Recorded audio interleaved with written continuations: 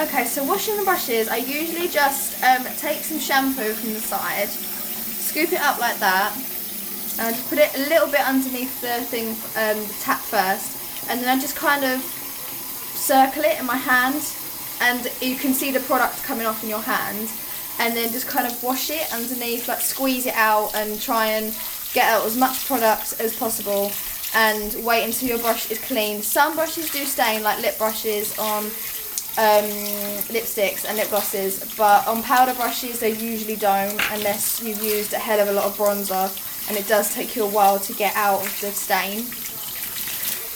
This is a blush brush that I'm using now, and it's already clean, like that, and I usually just put it in the shape that it's meant to be in, like that, and then I put it on the side, usually under a towel for it to wait. This is a MAC 190 brush, foundation brush, and I just scooped it up like that, and I do it the same, but I use it a lot more flatter, so I don't, you know, go straight down like I did with the powder brush. Use it in more of a flat way,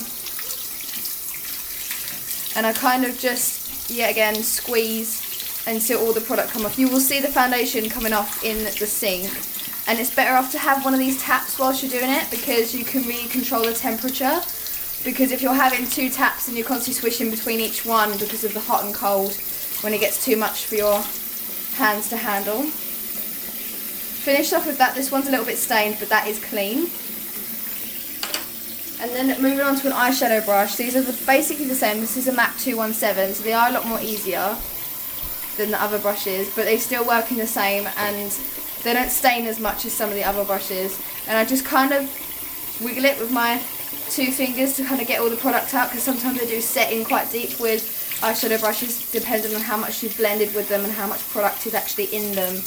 And you can get a lot more bacteria in these brushes as you're using it on the eye. So it's always good to kind of really squeeze and get out all the bacteria and all the product.